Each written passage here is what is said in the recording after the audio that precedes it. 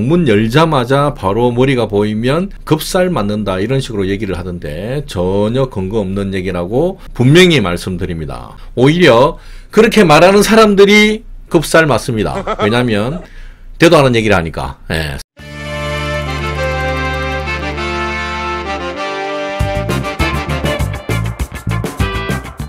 네, 안녕하십니까. 풍수에 살고 풍수에 죽는 풍생풍사입니다. 유튜브에서 가장 많은 질문이 들어오는 게 바로 침대 방향입니다. 저는 처음에 침대 방향이 풍수에 해당이 되는가 저는 이렇게 생각을 했었거든요.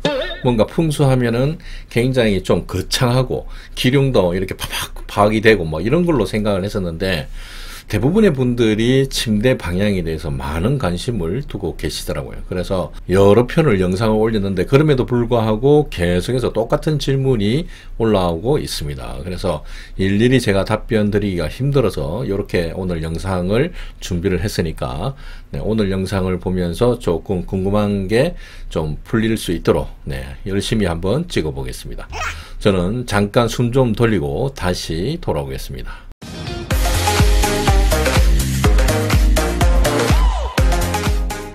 네, 일단 화면부터 한번 보시겠습니다.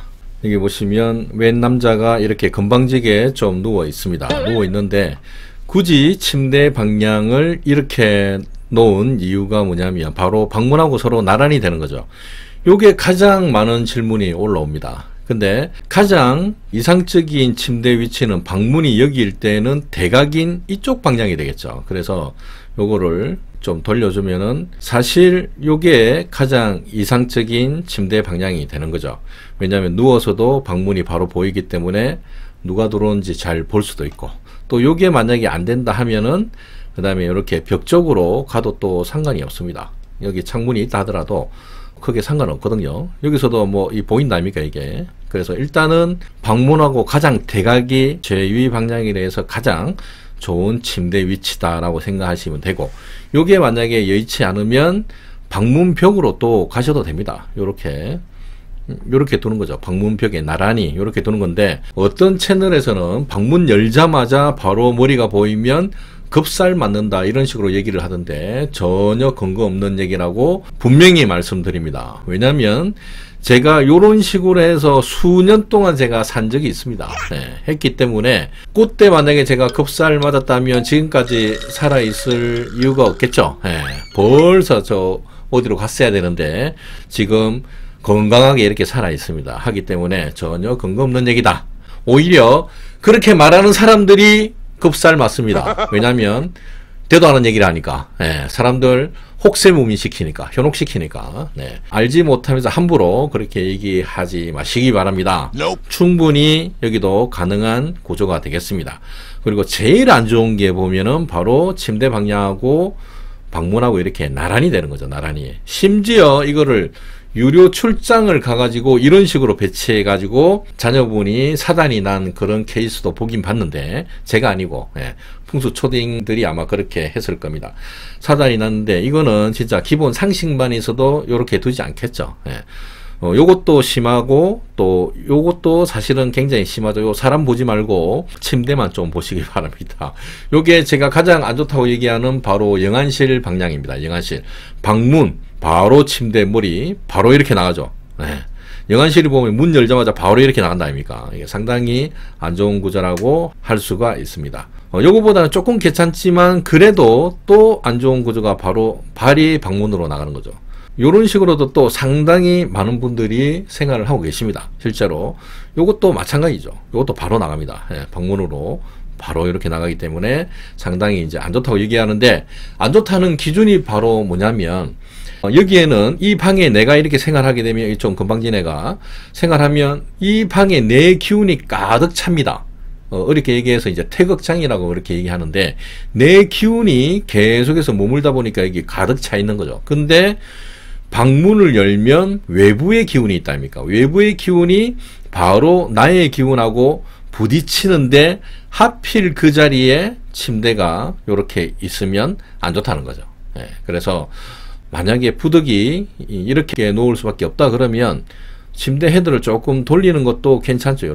이런 식으로 나와가지고 요거를 조금 3D로 보면은 이렇게 되는데, 방문하고 이렇게 나란히 될 수밖에 없다 그러면 중간에 뭔가 이렇게 좀 가려주면 되겠죠. 그래서 대체로 이제 자녀분들이 있는 분들은 여기 책꽂이를 이렇게 조금 놓고 둘이 또 화해를 시켜줍니다.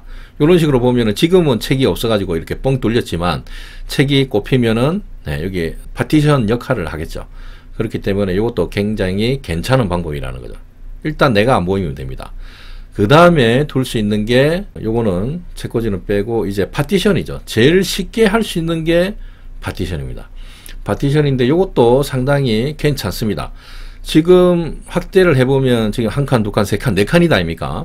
네 칸이 제일 좋지만 상체만 가리는 두 칸짜리도 괜찮습니다. 왜냐하면 누웠을 때 왼쪽으로 방문이 안 보이면 되거든요. 그러니까 최대한 방문하고 내 상반신하고 같이 이렇게 맞닥뜨리면 그 중간만 막아주면 되니까 두 짝짜리도 괜찮습니다.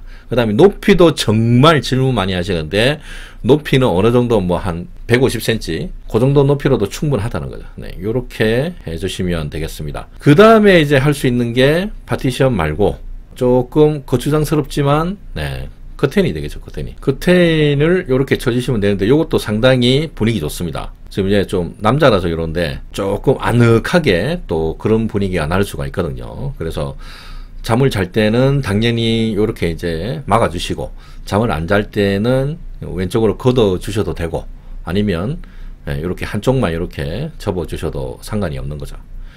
이렇게 하는 방법이 있고 그 다음이 이도저도 안 된다 그러면 어차피 책상을 놓을 것 같으면 책상으로 요 중간에 막아두시면 됩니다.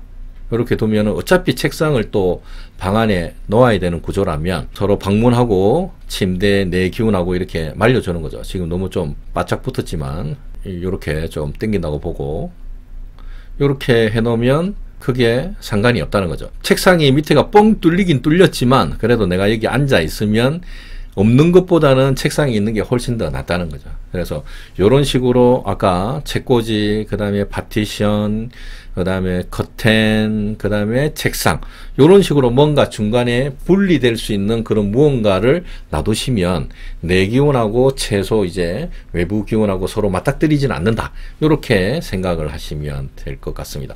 별로 어렵지 않습니다. 이거 굉장히 막 고민을 많이 하시던데 쉽죠? 네, 어렵지 않습니다. 네, 고민하지 마시고 한번 실천해 보시기 바랍니다. 네, 이상으로 오늘 준비한 영상이 여러분들에게 단 1이라도 도움이 되셨다면 구독과 좋아요, 알람 한 번씩 눌러주십시오. 저는 다음 영상에서 또 찾아뵙겠습니다. 감사합니다.